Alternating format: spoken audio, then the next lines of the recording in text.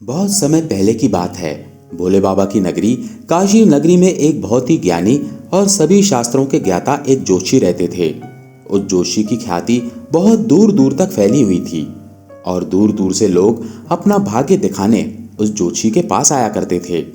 वो जोशी बहुत ही ज्ञानी और महान ज्योतिषाचार्य था और दूर से ही माथे की रेखाएं पढ़कर लोगों को ये बता देता था कि उनके भाग्य में क्या लिखा है। ज्योतिषाचार्य भूत, भविष्य और वर्तमान तीनों कालों का ज्ञान रखता था। एक दिन उस जोशी के घर में एक परम तेजस्वी और बहुत ही सुंदर बालक ने जन्म लिया। जोशी और उसकी पत्नी उस बालक का बड़े प्यार से पालन पोषण करने लगे।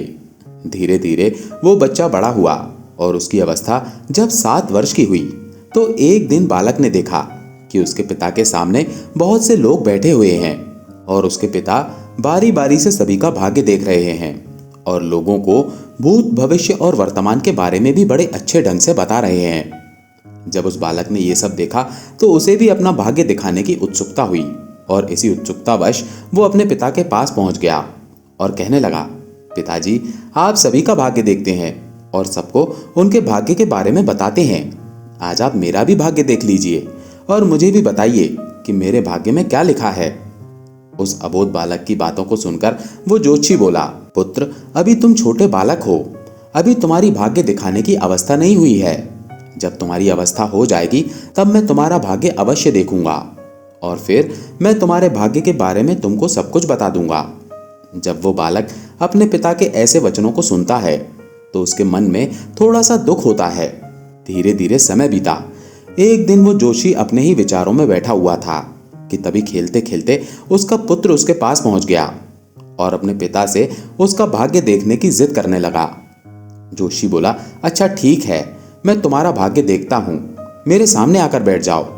और इस प्रकार जोशी आज अपने पुत्र का ही भाग्य देखने लगा। उस जोशी ने अपने ग्रंथ को खोला, फिर अपने पुत्र के ललाट को देखा। जब उसने गणना की तो उस जोशी ने देखा कि मेरे पुत्र का विवाह तो एक नीच कुल की, एक नीच जाति की कन्या के साथ होना लिखा है। जब उसने ये देखा तो जोशी सोचने लगा, अब क्या होगा, मैं जाति से उच्च कुल का ब्राह्मण हूं और मेरे पुत्र का विवाह नीच कुल की मछुआरन से होगा। यदि ऐसा हो गया तो मैं कहीं का नहीं रहूंगा और किसी को अपना मुंह दिखाने लायक भी नहीं रहूंगा। नहीं नहीं, मैं ऐसा नहीं होने दूंगा। जब मैं भाग्य देख सकता हूं तो मैं भाग्य को बदल भी सकता हूं। जब उस जोशी ने कुछ और गहराई से उस ग्रंथ को देखा और उसकी गणना की तो उसे पता चल गया कि गंगा के किनारे 50 कोस दूर एक मछुआरा परिवार रहता है और उस परिवार में अब तक 5 पुत्रियों का जन्म हो चुका है और जो मछुआरन की 5वीं संतान है, जिसकी अवस्था मात्र 6 माह की है और जिसका नाम उस मछुआरे ने चंद्रमुखी रखा है, मेरे पुत्र का विवाह उसी लड़की से होगा, ऐसा मेरे पुत्र के भाग्य में लिखा है। उस जोशी ने सोचा, मैं अपने पुत्र के भाग्य को जरूर बदलूंगा, मैं इसमें समर्थ भी हूं। जब मैंने अपने पुत्र के भाग्य को देख ही लिया है तो मैं इसे बदल भी सकता हूं। जोशी मन में कहता है, मैं भी आज देखता हूं कि भाग्य बड़ा है या मैं बड़ा हूं। आज वो जोशी विधाता के लिखे विधान को बदलने के लिए चल देता है और चलते चलते पहुंच जाता है उस मछुआरे के घर। जब मछुआरे ने देखा कि काशी के एक महान ज्योतिषाचार्य उसके द्वार पर खड़े हैं तो उस मछुआरे ने उस जोशी का बड़ा ही आदर सत्कार किया और कहने लगा, मुझ जैसे गरीब की कुटिया में आप पधारे, ये तो मेरे लिए बहुत ही सौभाग्य की बात है। जोशी कहने लगा, हे मछुआरे, मैं किसी उद्देश्य से तुम्हारे पास आया हूं। मैं तुमसे ये जानना चाहता हूं कि क्या 6 महीने पहले तुम्हारे घर में किसी कन्या ने जन्म लिया है। मछुआरे ने उत्तर दिया, जी हाँ, 6 महीने पहले हमारे घर एक पुत्री ने जन्म लिया है। तो जोशी फिर कहता है, क्या उसका नाम चंद्रमुखी है। तो मछुआरा बोला, जी महाराज, सत्य कहा आपने, मैंने ही अपनी पुत्री का नाम चंद्रमुखी रखा है क्योंकि उसके चेहरे पर चंद्रमा के समान सुंदरता है, इसी कारण मैंने उसका नाम चंद्रमुखी रखा है। तो जोशी कहता है, देख मछुआरे, मैं तो त्रिकालदर्शी हूं, मैं तो इस रास्ते से जा रहा था तो मैंने देखा कि तुम पर तो बड़ा घोर संकट आने वाला है। जब तक तुम्हारी सबसे छोटी पुत्री तुम्हारे घर में रहेगी तब तक तुम्हें पुत्र रत्न की प्राप्ति नहीं होगी। घर में पुत्र खेलता हुआ देखना चाहते हो तो तुम्हें अपनी छोटी पुत्री को अपने से दूर भगाना होगा। जोशी के ऐसे वचनों को सुनकर मछुआरा बोला, महाराज, अभी तो वो नवजात बालिका है, उसकी आयु तो अभी मात्र 6 माह की है, मैं उसे ऐसी हालत में कहां छोड़ सकता हूं। तो जोशी कहने लगा, देख मछुआरे, जब मैं तुम्हें ये बता सकता हूँ तो तुम्हारी सहायता भी कर सकता हूँ। मेरी कोई पुत्री नहीं है। तुम एक काम करो, तुम अपनी इस कन्या को मुझे दे दो। मैं इसका पालन पोषण करूंगा और जब ये बड़ी हो जाएगी तो मैं अच्छा सा वर ढूंढकर इसका विवाह भी कर दूंगा। वो मछुआरा पुत्र की लालसा में अपनी नवजात पुत्री को उस जोशी को दे देता है। जोशी मन ही मन बहुत ही खुश होता है और उस छोटी सी कन्या को लेकर चल देता है। चलते चलते वो जोशी सोचता है, इस कन्या का गला दबा के इसे मार देता हूँ। पर बच्ची का मासूम चेहरा देखकर वो उसे मार नहीं पाया। उस कन्या से छुटकारा पाने के लिए वो जोशी एक बढ़ई के पास जाता है और उस बढ़ई से लकड़ी का एक छोटा सा बक्सा बनवाता है और उस बक्से में उस नवजात कन्या को सुलाकर उसे गंगा माँ के जल में प्रवाहित कर देता है। जोशी सोचने लगता है, ये बक्सा कुछ दूर ही जाएगा और अपने आप ही डूब जाएगा और ये लड़की भी मर जाएगी। इस तरह इससे मेरा पीछा भी छूट जाएगा। परंतु इस दुनिया का क्या कोई ऐसा व्यक्ति है जो किसी के भाग्य को बदल सके? क्योंकि उस लड़की के भाग्य में अभी जीना लिखा था। इसी कारण वो बक्सा गंगा के जल में डूबता नहीं है और माँ गंगा उसे बहाते बहाते एक गांव के किनारे पर लगा देती हैं। उधर उस गांव का एक पंडित सुबह सुबह स्नान को आता है तो उस पंडित की नजर उस बक्से पर पड़ती है। जब वो पंडित उस बक्से को खोलता है तो वो देखता है कि बक्से के अंदर बहुत ही सुंदर कन्या उसमें लेटी हुई अपने पैरों का अंगूठा पी रही है। वो पंडित संतानहीन था और माँ गंगा से रोज संतान प्राप्ति की प्रार्थना करता था। उस बच्ची को देखकर उसने सोचा, माँ गंगा ने ही इस कन्या को मेरी संतान बनने के लिए भेजा है और मेरी प्रार्थना माँ गंगा ने स्वीकार कर ली है। इस तरह वो पंडित उस कन्या को लेकर अपने घर के लिए चल देता है। जब वो पंडित अपने घर पहुंचा और उस कन्या को अपनी पत्नी को दिखाया तो उसकी पत्नी कहने लगी, यह आप किसकी पुत्री ले आए? बड़ी ही सुंदर है। तो पंडित जी कहने लगे, माँ गंगा ने हमारी प्रार्थना स्वीकार कर ली है और इस कन्या को हमारी संतान के रूप में माँ गंगा ने हमारी झोली में डाल दिया है। आज से ये हमारी इकलौती पुत्री है। हम इसका बड़े अच्छे से लालन पालन करेंगे और इसे अच्छे अच्छे संस्कार देंगे। इसे किसी भी चीज की कोई कमी नहीं होने देंगे। इस प्रकार वो पंडित और पंडिताइन उस कन्या का लालन पालन करने लगे। समय गुजरा और समय के साथ वो कन्या भी बड़ी हुई। जैसे जैसे वो लड़की बड़ी होती गई वैसे वैसे उसकी सुंदरता में चार चांद लगते गए। वो इतनी सुंदर हो गई थी कि उसके सामने इंद्र की अप्सराएं भी पानी भरती थी। जब वो लड़की थोड़ी और बड़ी हुई तो एक दिन पंडिताइन अपने पति से बोली, सुनते हो जी, हमारी बिटिया अब सयानी हो गई है और इसकी विवाह की उम्र भी हो गई है। आप अच्छा सा वर ढूंढकर हमारी बिटिया की शादी कर दो। पत्नी की बात सुनकर वो पंडित जी अपनी इकलौती पुत्री के लिए वर ढूंढने के लिए चल देते हैं। जब आसपास कोई सुयोग्य वर नहीं मिलता तो पंडित जी अपनी पुत्री के वर की तलाश करते करते काशी नगरी में पहुंच जाते हैं। जब वे काशी के लोगों से पूछते हैं कि कोई ऐसा ब्राह्मण परिवार है जिसका कोई पुत्र विवाह के योग्य हो, तो काशी के लोग उस जोशी के बारे में बताते हैं कि बहुत ही संस्कारी परिवार है और उन जोशी का एक इकलौता पुत्र भी है और उसकी उम्र भी विवाह योग्य है। पंडित जी, अगर आपकी बात उन जोशी महाराज से बन जाए तो आपकी पुत्री बहुत ही सुखी रहेगी। लोगों की बातों को सुनकर वो पंडित जी उस जोशी के घर अपनी बिटिया की शादी करने के लिए चलते हैं। जब वो जोशी के घर पहुंचे तो जोशी ने उनका आदर सत्कार किया।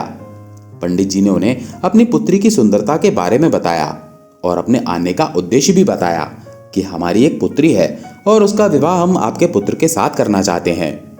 ये सुनकर जोशी भी बड़ा खुश हुआ कि चलो, मेरे पुत्र के भाग्य में जो लिखा था अब वो बदल गया है और एक ब्राह्मण अपनी पुत्री की शादी के लिए मेरे पास आया है। वो जोशी पंडित की उस बिटिया से अपने पुत्र की शादी करने के लिए तैयार हो जाता है। विवाह का समय निश्चित हो जाता है और वो दिन भी आ जाता है जिस दिन पंडित की पुत्री और जोशी के पुत्र की शादी होनी होती है। वो जोशी अपने पुत्र की बारात लेकर उस पंडित के गांव की तरफ चल देता है और सोचता जा रहा था कि मैंने अपने पुत्र का भाग्य बदल दिया। मैंने जो शास्त्रों का अध्ययन किया है उसके कारण मुझ में वो क्षमता है जिससे आज मैं अपने पुत्र का भाग्य बदल दूंगा।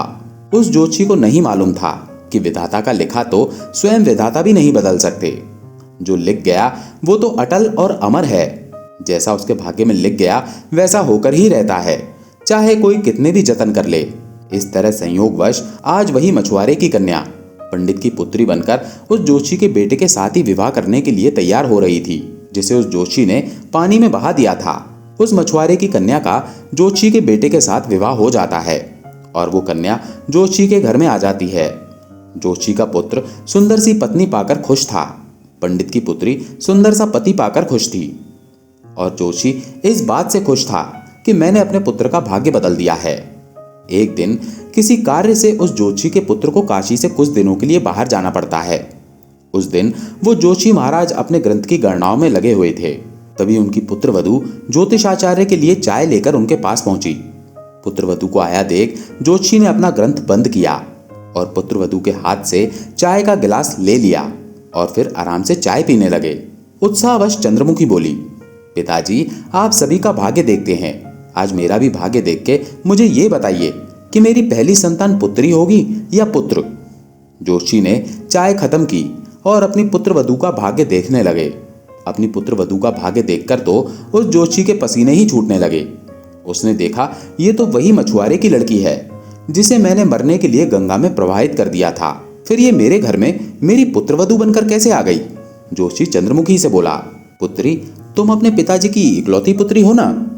तो वो कन्या बोली, जी पिताजी, मेरे असली माता पिता तो बड़े दुष्ट थे। उन्होंने मुझे 6 माह की अवस्था में ही गंगा में प्रवाहित कर दिया था और जो मेरे माता पिता हैं उन्होंने मुझे नया जीवन दान दिया है। जिस दिन से मुझे नया जीवन दान मिला तब से यही मेरे माता पिता हैं। जब उस जोशी ने इस बात की पुष्टि कर ली कि ये वही मछुआरे की लड़की है तो उससे निजात पाने के लिए उसने एक युक्ति निकाली और चंद्रमुखी से बोला, बेटी अगर तुम पहली संतान पुत्र पाना चाहती हो तो तुम्हें मेरे साथ समुद्र तट पर चलना होगा। जब दोनों ससुर और उसकी पुत्रवधू समुद्र तट पर पहुंचे तो जोशी ने अपने हाथ से अंगूठी निकाली और उसे अंगूठी दिखाते हुए समुद्र में फेंक दिया और चंद्रमुखी से कहा, बेटी जिस दिन तुम्हें ये अंगूठी मिल जाए और जिस दिन तुम ये अंगूठी ढूंढ लो उसी दिन तुम अपने घर आ सकती हो। ये अंगूठी नहीं मिली और तुम अपने पिता के घर पहुंच गई या मेरे घर आ गई तो बहुत अनर्थ हो जाएगा। मेरे घर आ गई तो तुम अपने पति को खो दोगी और अपने पिता के घर पहुंच गई तो अपने पिता को खो दोगी। इसलिए तब तक तुम्हें कहीं नहीं जाना है जब तक ये अंगूठी तुम्हें ना मिल जाए। यदि तुम मेरे वचनों को मानोगी तो तुम्हें अवश्य ही पुत्र की प्राप्ति होगी और तुम्हारा भाग्य भी जाग उठेगा। चंद्रमुखी से ऐसा कहकर और चंद्रमुखी को समुद्र के किनारे छोड़कर वो जोशी वापस अपने घर को लौट गया। चंद्रमुखी ने काफी प्रयास किया लेकिन अंगूठी नहीं मिली। जब अंगूठी नहीं मिली तो वो बेचारी एक रास्ते की तरफ चल दी, क्योंकि ना तो अब अपने पिता के घर जा सकती थी और ना अपने पति के घर, क्योंकि जोशी ने उसे ऐसा पाठ पढ़ा दिया था कि तुम अपने पिता के घर गई तो पिता को खो दोगी और बिना अंगूठी के तुम मेरे घर आई तो अपने पति को खो दोगी। चलते चलते जब वो थोड़ी आगे बढ़ी तो सामने से एक राजपूत परिवार आता हुआ उसे दिखाई दिया जो अपने गांव की तरफ जा रहा था। जब उस राजपूत परिवार ने उस लड़की को देखा तो कहने लगे, बेटी इस बियाबान जंगल में तुम कैसे घूम रही हो? यहाँ तो बहुत से हिंसक जानवर रहते हैं। तो वो कन्या बोली, क्या बताऊं मैं विपत्ति की मारी हूं और मेरा कोई नहीं है। तो उस राजपूत परिवार का मुखिया बोला, बेटी चाहो तो तुम हमारे साथ चल सकती हो। और जब चंद्रमुखी ने उस परिवार की इन बातों को सुना तो चंद्रमुखी सहर्षी उनके साथ चलने के लिए तैयार हो गई। चंद्रमुखी को उस राजपूत परिवार ने अपने घर खाना बनाने के काम पर रख लिया। उस परिवार का मुखिया उस जोशी का बहुत ही घनिष्ठ मित्र था।